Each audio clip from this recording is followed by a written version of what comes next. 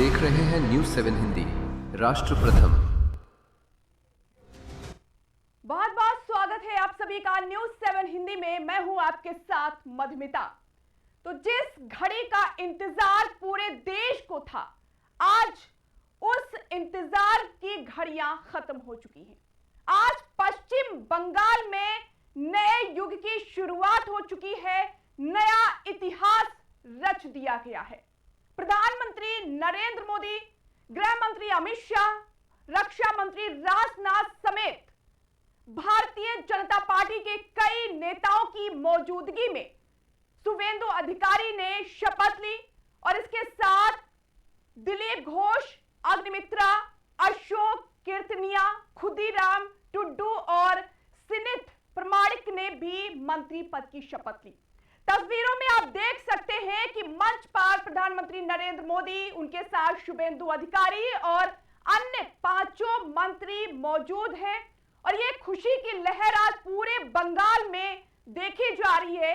कोलकाता के ऐतिहासिक brigade parade ground में आज ये राजनीतिक दृश्य देखने को मिल रहा है। शपथ ग्रहण समारोह में आप देख सकते हैं लोक संगीत और नृत्य का तड़का लगाने के लिए पुरुलिया छाऊ नर्तक ब्रिगेड परेड ग्राउंड में भी नजर आ रहे हैं। इस खबर पर हमारे साथ editor in chief Anoop Dubey ji हैं। अनूप दुबे जी, आज का दिन बेहद ही ऐतिहासिक है, बधाइयां तो बनती हैं आज न्यूज 7 हिंदी की तरफ से।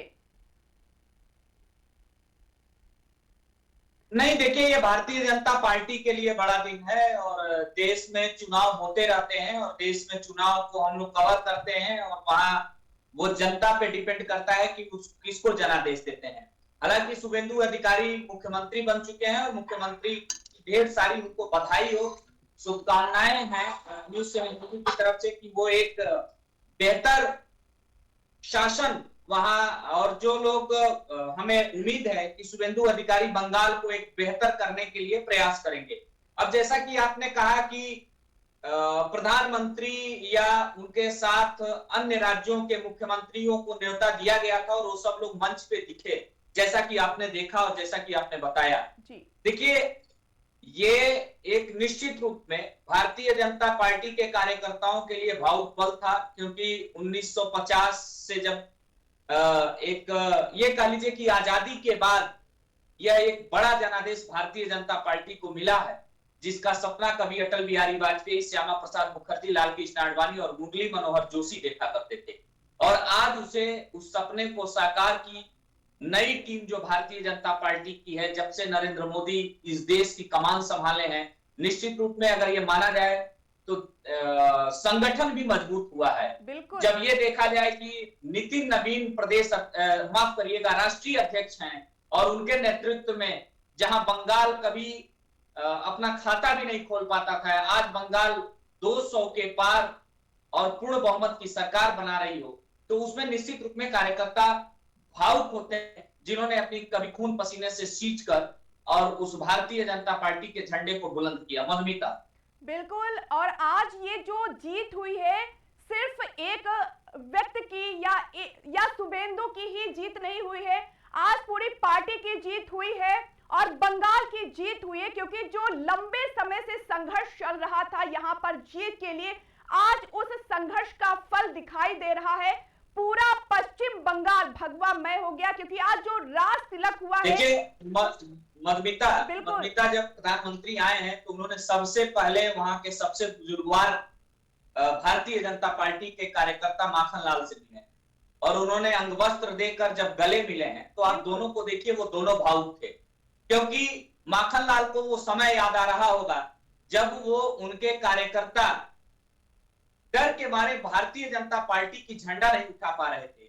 उस समय माखन लाल संघर्ष कर रहे थे और माखन लाल जाके जगाते थे कि आने वाले समय में हम कभी सत्ता में आएंगे। निश्चित रूप में दोनों की आंखें नम थी और जब प्रधानमंत्री मंच पे आए हैं तो वो सीधे नतमस्तक होकर मंच से वहां के जनता के, वहां के वोटरों का आभार किया। तो देखिए, जब देश का कोई प्रधानमंत्री इस लेवल पे जाके अपने कार्यकर्ता का आभार करे, अपने कार्यकर्ता, जबकि वहां ये देखा जाए भारतीय जनता पार्टी के शीर्ष नेतृत्व बैठी हुई थी, मगर प्रधानमंत्री सबसे पहले माखनलाल के पास गए हैं। हालांकि उसी के बगल में मिथुन दा भी बैठे हुए थे, मगर माखनलाल का बैठना ये बताता है संगठन में कि संगठन में निचले स्तर पे भी जो लोग कार्य कर रहे हैं, ऐसा मैं भारतीय जनता पार्टी के लिए कह रहा हूं कि यानी कि शीर्ष नेतृत्व उनके लिए उनकी नजर होती है। और मुझे लगता है कि मधुमिता कोई भी पार्टी सत्ता में तभी आ सकती है जब वो अपने कार्यकर्ताओं का ध्यान रखेगी। मधुमिता।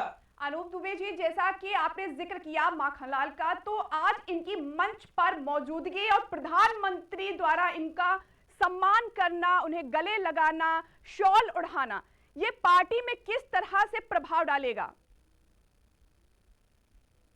देखिए, पार्टी में प्रभाव क्या पड़ेगा ये तो मुझे नहीं पता, मगर नरेंद्र मोदी मंच पे जब भी जाते हैं, जब भी किसी कार्यक्रम में जाते हैं, तो उनका एक अपना अलग अंदाज होता। और माखनलाल कोई छोटे कार्यकर्ता नहीं है। माखनलाल एक बड़े कार्यकर्ता, उन्होंने अपने खून पसीने से वहां बंगाल में सींचा है, तब जाके जब दोनों गले मिले हैं तो दोनों भावुक हुए हैं। अब अगर बात करी जाए, दर्शकों को अगर बताया जाए कि शुभेंदु अधिकारी की कैबिनेट कैसी होगी और शुभेंदु अधिकारी सरकार को कैसे चलाएंगे, ये डिपेंड करता है। मधुमिता। बिल्कुल, ये बहुत ही महत्वपूर्ण होगा कि इनके मंत्रिमंडल में कौन लोग शामिल होंगे। अच्छा दुबे जी, यहाँ पर जो डिप्टी सीएम है उनके चेहरे अभी साफ नहीं हुए हैं। ये भी कहा जा रहा है कि इसमें एक महिला को मुख्यमंत्री बनाया जाएगा। अग्निमित्रा पाल का सबसे ज्यादा नाम लिया जा रहा है। क्या लगता है अग्निमित्रा पाल मुख्यमंत्री उप मुख्यमंत्री के तौर पर बेहतर काम कर पाएंगी? हाँ, ये जरूर है कि उनको बेबाक शैली के रूप में जाना जाता है, क्योंकि उनकी जो शैली है बिल्कुल बेबाक है और एक मजबूत चेहरा भी माना जाता है। और 2019 में वो बीजेपी को ज्वाइन की थी और पहली बार 2021 में उम्मीदवार बनाए। और सबसे बड़ी बात यह है कि सयानी घोष, जो तृणमूल कांग्रेस की एक मजबूत फायर ब्रिगेड नेत्री मानी जाती, उनको उन्होंने हराया। तो ये साफ तौर पर देखा जा सकता है कि वो बहुत ही मजबूत है अग्निमित्रा। तो क्या लगता है उनके मुख्यमंत्री बनाए जाने पर, डिप्टी सीएम जो वो बनेगी, कितना ज्यादा प्रभाव होगा खासकर महिलाओं पर? मधुमिता, देखिए, भारतीय जनता पार्टी महिलाओं को लेकर हर तरीके से इस समय वो करने पे लगी है, विपक्ष को घेरने पे लगी है। क्योंकि जो बिल पास, उन्होंने कहा कि बिल पास नहीं होने दिया, तो वहां बंगाल से एक संदेश जाएगा कि उप मुख्यमंत्री हमने किसी महिला को बनाया है और निश्चित रूप में वो फायर ब्रांड नेता भी है और जमीनी स्तर पे उनकी जबरदस्त पकड़ भी है। बात करते हैं, देखिए, सबसे बड़ी बात जो है कि शुभेंदु अधिकारी जब शपथ लेने आए हैं तो उनके ड्रेस को देखिए, भगवा पहने थे और सबसे पहले जब मंच पे आए हैं तो वो उत्तर प्रदेश के मुख्यमंत्री योगी आदित्यनाथ के पास गए हैं आशीर्वाद लेते, और उन्होंने भी भगवा उड़ाया है, भगवा अंगवस्त्र भेंट किया है।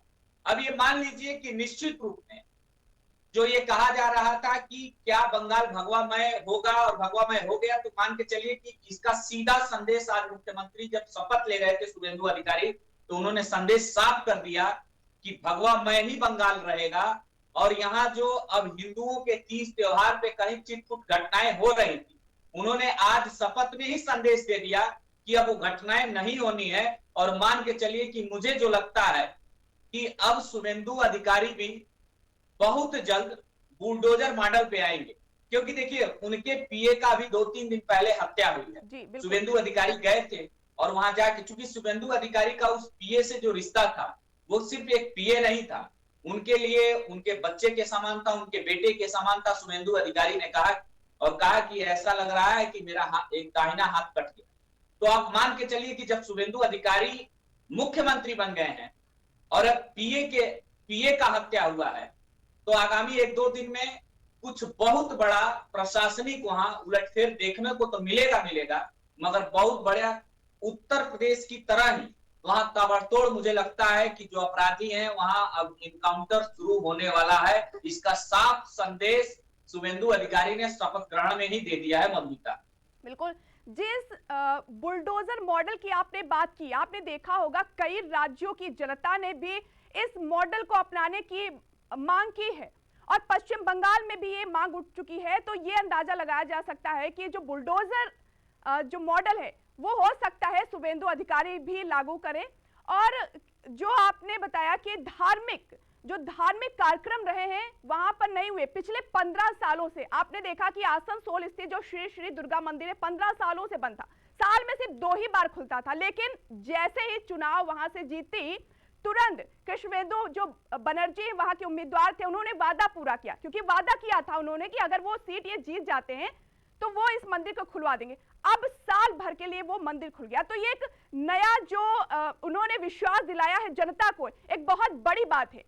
क्यों अनूप दुबे जी? देखिए मुस्मिता, ऐसा है कि ये हिंदुस्तान देवी देवताओं का देश निश्चित रूप में है, और धार्मिक अगर किसी की भी बात करें, हिंदू मुसलमान सिख ईसाई, सबको स्वतंत्रता है अपने अपने देवी देवताओं को पूजने का। और मुझे लगता है कि अब वहां इस बंगाल में ऐसा क्यों होता था, ये पूर्ववर्ती सरकारें जानती होंगी, और ये ममता के जो लोग कैबिनेट में थे और ममता खुद मुख्यमंत्री थी वो जानती होंगी। मगर आज से अगर देखा जाए तो बंगाल में शुभेंदु अधिकारी मुख्यमंत्री बन चुके हैं, उनके साथ करीब हमें लगता है 4 या 5 लोगों ने शपथ लिया है, अभी कैबिनेट का विस्तार होना बाकी है। ये देखना सबसे महत्वपूर्ण होगा कि शुभेंदु अधिकारी अपनी टीम कैसी बनाते हैं, और उस टीम में मुझे जो लगता है कि वो टीम में सबसे बड़ी बात यह है मधुमिता की उस टीम में मुझे लगता है कि सारे वो लोग होंगे जो लोग कहीं ना कहीं तेज गति से काम करने वाले होंगे। अभी आप देखिए कि शपथ में ही साफ हो गया था कि जो खुद निर्णय ले सकते हो, स्ट्रिक्ट निर्णय ले सकते हो, और मुझे लगता है कि 6 महीने में बंगाल में बहुत कुछ बदलाव देखने को मिलेगा। हालांकि अभी वहां जश्न का माहौल है, मुख्यमंत्री शपथ ले चुके हैं, उनके साथ कुछ कैबिनेट के लोगों ने शपथ लिया है, अभी कैबिनेट का विस्तार बाकी है, सरकारी जो वहां तंत्र है उसमें भी फेरबदल की कयास लगाए जा रहे हैं, और मुझे लगता है कि बहुत 2-4 दिन के अंदर अभी ट्रांसफर पोस्टिंग, यानी कि शुभेंदु अधिकारी अपने मन मुताबिक अधिकारी भी रखेंगे जो वहां काम कर सके। मधुमिता, वेल एजुकेटेड वो माने जाते हैं, और जाहिर सी बात है जो वेल एजुकेटेड होगा तो वो वही चीज करेगा जो जनता के लिए हित में हो। देखिए एक बात जो छूटे जा रही थी, इस सबसे बड़ी बात है वो कांग्रेस से अपने करियर की शुरुआत किया था, और ममता बनर्जी के वो राइट हैंड, ममता बनर्जी के मधुमिता वो राइट हैंड थे, तो उन्होंने सरकार चलाया है, सरकार में वो रहे हैं, और भारतीय जनता पार्टी ने उनको मुख्यमंत्री पद से इसलिए नवाजा है कि जब वो भारतीय जनता पार्टी की सदस्यता लिए उस समय वहां बंगाल में ममता का शासन था, और आप ये विश्वास मानिए कि बहुत कम ऐसे भारतीय जनता पार्टी के कार्यकर्ता थे जो भाजपा का झंडा लगा के वहां घूम सकते। उस दौर में कहीं ना कहीं उसमें भारतीय जनता पार्टी के कार्यकर्ताओं ने शुभेंदु अधिकारी ने जान फूकने का काम किया, और उन्होंने कहा कि हम आपकी लड़ाई को लड़ेंगे, आप केवल हमारे साथ आओ। उससे कहीं ना कहीं जो आज ताजपोशी हुई है, शुभेंदु अधिकारी ऐसा नहीं कि एकाएक लिया के मुख्यमंत्री बना दिएगा। शुभेंदु अधिकारी जब ममता बनर्जी का साथ छोड़े और यहाँ भारतीय जनता पार्टी का दामन थामे, तो उसी समय तय हो गया था कि शुभेंदु अधिकारी मुख्यमंत्री पद से नवाजे जाएंगे, क्योंकि बड़े जमीनी स्तर पर जाकर उन्होंने कार्यकर्ताओं के साथ लड़ाई लड़ी। मधुमिता, बिल्कुल, और हमेशा से ही अनूप जी देखा जाता है कि पार्टी में एकता दिखाई देती है। अगर आप गुरुवार को देखें, जब बिहार कैबिनेट का विस्तार हुआ, वहां पर प्रधानमंत्री नरेंद्र मोदी मंच पर पहुंचते हैं और नीतीश कुमार पीछे रहते हैं और उन्हें आगे करने की कोशिश करते हैं, सम्राट चौधरी से वो बोलते हैं, और आज फिर वो दिखा जब मंच पर माखनलाल को वो शॉल उड़ा रहे थे। और सबसे ज्यादा जो अच्छी तस्वीर लगी, जो शुभेंदु अधिकारी ने शपथ ग्रहण पहले से कहा कि बंगाल की सरकार मैं नहीं चलाऊंगा, हम सब मिलकर चलाएंगे। तो ये एकता हमेशा से ही देखी जाती है पार्टी, और कहीं ना कहीं इसका प्रभाव भी पड़ता है। शुभेंदु अधिकारी जानते हैं कि कार्यकर्ताओं ने क्या कमाल कर दिया है, और प्रधानमंत्री नरेंद्र मोदी का देखिए ब्रांड वैल्यू इसीलिए तो हमेशा बरकरार है, वो नब्ज को पकड़ते हैं और वो जानते हैं कि कहां क्या करना है। देखिए नरेंद्र मोदी इस बात को बखूबी जानते हैं कि अगर कार्यकर्ता एकजुट ना होते और कार्यकर्ता लगे ना होते तो शायद आज बंगाल में जो इतनी प्रचंड जीत हुई है वो हो ना पाती। बिल्कुल, और पूरी भारतीय जनता पार्टी की मुल्तमान जाए जी 294 सीटों में 207 सीटें पाना, जो पिछले 3 दशकों से लगातार कोशिश कर रही थी, 15 सालों से जीत नहीं पाई, फिर 207 सीटें जीतना बहुत बड़ी बात होती, और ये कार्यकर्ताओं के समर्थन से ही पॉसिबल हुआ है। नहीं, निश्चित रूप में ये कार्यकर्ताओं का ही रहा है। और देखिए बंगाल में लगातार प्रयास, और जब से नरेंद्र मोदी की सरकार बनी 2014 से 2026 के बीच में मधुमिता, बंगाल में एकदम स्थानीय रूप से देखा जाए तो जमीनी स्तर पे कार्यकर्ताओं को लेकर काम किया गया, बूथ स्तर पे वहां काम हुआ, मंडल स्तर पे काम हुआ, जिसका नतीजा ये निकल के आया। ये जीत के पीछे कई सारी कुर्बानियां भी हैं, कई सारे भाजपा कार्यकर्ताओं ने अपने जान गंवाए। तो ये मानिए कि कहीं ना कहीं भारतीय जनता पार्टी के लिए आज का दिन वहां बहुत ही हर्षोल्लास का है। और जैसा कि नरेंद्र मोदी ने मंच से आपने देखा, अमित शाह भी बैठे हुए थे, उत्तर प्रदेश के मुख्यमंत्री योगी आदित्यनाथ, दोनों उप मुख्यमंत्री और सभी राज्यों के जहां जहां एनडीए की सरकार है वो मुख्यमंत्री वहीं बैठे थे। मगर सबसे बड़ी बात ये रही है कि जो भावुक हुए हैं नरेंद्र मोदी माखनलाल से मिलते समय, वो जताता है कि किस तरीके से संगठन और संगठन में कार्य करने वाला कार्यकर्ता भारतीय जनता पार्टी के लिए कितना त्याग तपस्या बंगाल में किया है, जिसका आज वहां ये माना जाए कि अब जाके कहीं ना कहीं भारतीय जनता पार्टी के कार्यकर्ता या शीर्ष नेतृत्व राहत की सांस ली है और वहां सत्ता में वापसी की है। उसी सत्ता की वापसी से देखिए वो कॉन्फिडेंस है कि कहीं ना कहीं अब जो उत्तर प्रदेश में होने वाला चुनाव है वो कहीं ना कहीं अब और कॉन्फिडेंस से भारतीय जनता पार्टी यहाँ चुनाव लड़ेगी। एक विश्वास बढ़ गया है कि जो बंगाल में नहीं होना था, जो इम्पॉसिबल था, वो पॉसिबल हो गया। तो कहीं ना कहीं अब यूपी की जो तस्वीर है वो नजर आ रही कि क्या होने वाला है। और एक चीज यहाँ पर और है कि जो पश्चिम बंगाल में हिंदुत्व है उसको कहीं ना कहीं अब मजबूती मिलेगी। जिस तरह से वहां पर मंदिरों को कभी खोला नहीं जाता था, तो क्या लगता है अनूप दुबे जी, जो हिंदुत्व की भावना है और ज्यादा मजबूत होगी? निश्चित रूप में भारतीय जनता पार्टी हिंदुत्व को लेकर जानी जाती है और वो हिंदुत्व को लेकर एक जो धार दे रही है उसमें सफलता मिल रहा है ममता। अगर भारतीय जनता पार्टी को केवल हिंदुत्व कहने पे, राम कहने पे, मां काली का नाम लेने से अगर वो सत्ता में वापसी कर रहे हैं तो उन्हें नुकसान क्या है, और वो करेंगे। और भारत की परंपरा भी यही है कि हम जो भारत में सनातनी का जो एक अलग अपना महत्व है वो कहीं ना कहीं देखिए, हम तो अन्य पार्टियों से भी यही कहते हैं कि भाई आप गुरेज क्यों करते, आपको वोट सबका चाहिए मगर आप हिंदुत्व की बात नहीं करोगे। अगर भारतीय जनता पार्टी कर रही है और भारतीय जनता पार्टी को सफलता मिल रही है तो मैं ये कहता हूं कि कांग्रेस सपा के जो रणनीतिकार हैं उस पर क्यों नहीं काम करते हैं। हालांकि अभी अखिलेश जी अब आ गए हैं, ब्राह्मणवाद पे तो आ ही गए हैं, अब कह रहे हैं कि मैं ज्योतिषाचार्य से दिखा के ही घर से निकलूंगा और ज्योतिषाचार्य से ही दिखा के मैं आगे पार्टी के सारे काम करूंगा। तो कम से कम उन्हें कुछ तो विश्वास हुआ अध्यात्म पे। तो अब ये देखिए कहीं ना कहीं निश्चित रूप में विज्ञान बहुत आगे है मगर अध्यात्म भी है, और भारतीय जनता पार्टी इसको बखूबी समझती है कि हम सनातन हिंदुत्व देवी देवताओं का नाम लेकर अगर हम सत्ता में बने हुए हैं तो कोई भी पार्टी चाहेगी कि हम नाम लेते रहें और सत्ता में बने रहें।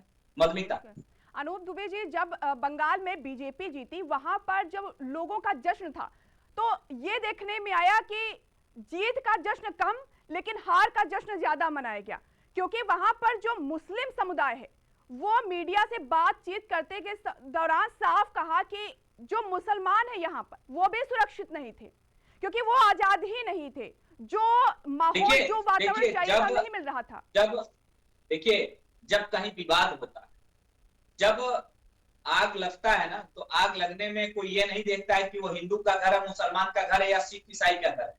जब आग लगता है तो चपेटे में सबको लेता है। तो देखिए आज निश्चित रूप में जो अभी आपने कहा कि मुसलमान भी वहां सुरक्षित नहीं थे, निश्चित रूप में नहीं रहे होंगे, क्योंकि देखिए हर व्यक्ति जो है हिंदुस्तान का, जो भारतीय नागरिक है, वो चाहता है कि स्वतंत्रता के साथ सुरक्षित रहते हुए अपना कार्य करे। उस कार्य में प्रदेश का विकास होता है, स्वास्थ्य व्यवस्था होती है, उसमें शिक्षा व्यवस्था होती है, वहां की लॉ एंड ऑर्डर होती है। ये सारी व्यवस्थाएं जब सही रहती हैं तब वो प्रदेश या देश विकास करता है। तो सबसे बड़ी बात यह है कि किसी एक धर्म समुदाय को हम खुश करने के लिए, हम केवल सत्ता में बैठकर रोटी सेकने के लिए और किसी एक धर्म समुदाय को खुश करने के लिए हम प्रदेश और देश का विकास नहीं कर सकते हैं। प्रदेश और देश का विकास तभी हो सकता है जब हम सारे समुदाय को लेकर चलें। और निश्चित रूप में आपने सही कहा कि मुसलमानों ने भी वहां वोट दिया है, तभी जाके भारतीय जनता पार्टी की सरकार बनी। चाहे मुस्लिम महिलाओं ने दिया हो, चाहे, क्योंकि उन्हें भी शांति चाहिए।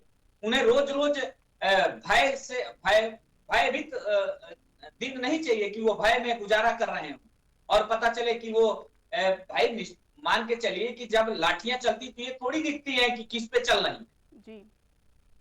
तो कहीं ना कहीं आज से वहां देखिए, मैं ये नहीं कहता कि ममता की सरकार बिल्कुल खराब थी, कहीं ना कहीं कुछ जगहों पे वो फेल्योर साबित हुई और वो सत्ता से दूर गई हैं। मुझे लगता है कि उनको आत्ममंथन करना चाहिए और फिर 5 साल बाद आके उनको मजबूती से जनता के बीच में जाकर चुनाव लड़ना चाहिए। बिल्कुल, उन्हें ये स्वीकार कर लेना चाहिए कि जनता ने बीजेपी को चुना है, उन्हें हार नहीं माननी चाहिए, लेकिन अब उनको आगे चलकर अब उस पर काम करना चाहिए ताकि हो सकता है उनकी फिर से सरकार बन सकती है। क्योंकि भाई जनता चाहती है विकास, जनता चाहती है कि स्वास्थ्य जो लाभ है वो मिले, शिक्षा मिले, रोजगार मिले। जी जी जी, मैं निश्चित रूप में हर कोई भी जनता हो, हम लोग भी यही हैं, हम लोग भी यही चाहते हैं कि प्रदेश का विकास हो और प्रदेश के विकास में जो माफियाज टाइप के लोग हैं उनसे भाई दूरी बनी रहे। हर आदमी सुकून से रहना चाहता है, कोई आज के समय में अब किसी भी प्रकार का कोई विवाद नहीं चाहता है और वो चाहता है कि देश प्रदेश का विकास में अगर कहीं से मेरा योगदान हो सकता है तो योगदान करने के लिए तैयार है। हालांकि आज जो नई नवेली सरकार बनी है उसे दोबारा पुनः मैं उन्हें शुभकामनाएं देता हूं शुभेंदु अधिकारी को न्यूज़ 7 हिंदी की तरफ से, और उम्मीद करता हूं, आशा करता हूं, भरोसा जताता हूं कि आने वाले दिनों में एक बेहतर बंगाल बना के वो देश के सामने प्रस्तुत करेंगे। मधुमिता, बहुत बहुत शुक्रिया अनूप दुबे जी इतनी अच्छी जानकारी के लिए। तो जो मंच पर एक भावुक तस्वीर देखी गई वो बेहद ही चौंकाने वाली भी थी और अच्छा भी लगा, क्योंकि 28 वर्षीय वरिष्ठ भाजपा नेता जो थे वो माखन लाल सरकार के पैर छुए। प्रधानमंत्री नरेंद्र मोदी ने उन्हें गले लगाया, शॉल ओढ़ाया, सम्मानित किया। माखन लाल सरकार पश्चिम बंगाल में, आपको बता दें, भाजपा के संस्थापक सदस्यों में शामिल रहे। उन्होंने 1952 में श्यामा प्रसाद मुखर्जी के साथ गिरफ्तारी दी थी और जम्मू कश्मीर के लाल चौक पर उनके साथ तिरंगा भी फहराया था। भाजपा के शुरुआती दौर में उन्होंने पश्चिमी दिनाजपुर और दार्जिलिंग में संगठन को मजबूत करने में महत्वपूर्ण भूमिका भी निभाई थी। प्रधानमंत्री के इस सम्मान समारोह में मौजूद सभी लोग भावुक हो गए। शुक्रवार को केंद्रीय गृह मंत्री अमित शाह और भारतीय जनता पार्टी के नेता ने मौजूदगी में विधायक दल की बैठक की थी कल शुक्रवार को, और आज मुख्यमंत्री की शपथ ग्रहण का भी कार्यक्रम हो गया। तो एक ऐतिहासिक दिन आज पश्चिम बंगाल के लिए है और अभी तक फिलहाल दोनों डिप्टी सीएम के चेहरे सामने नहीं आए हैं। कहा जा रहा है कि एक महिला को डिप्टी सीएम बनाया जा सकता है, उसमें अग्निपाल मित्रा का जो चेहरा हो सबसे ज्यादा रेस में आगे है। अग्निमित्रा जो पाल है वो 2019 में बीजेपी में शामिल हुई, फिर 2021 में पहली बार बीजेपी ने उन्हें उम्मीदवार बनाया और सयानी घोष को बड़े वोटों से हराया।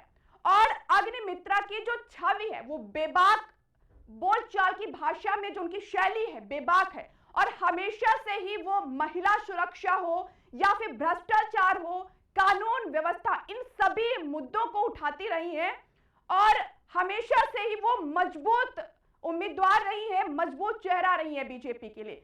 तो ये खैर देखने वाली बात होगी कि अगला जो डिप्टी सीएम होगा कौन होगा। लगातार बने रहिए न्यूज़ 7 हिंदी के साथ। नमस्कार।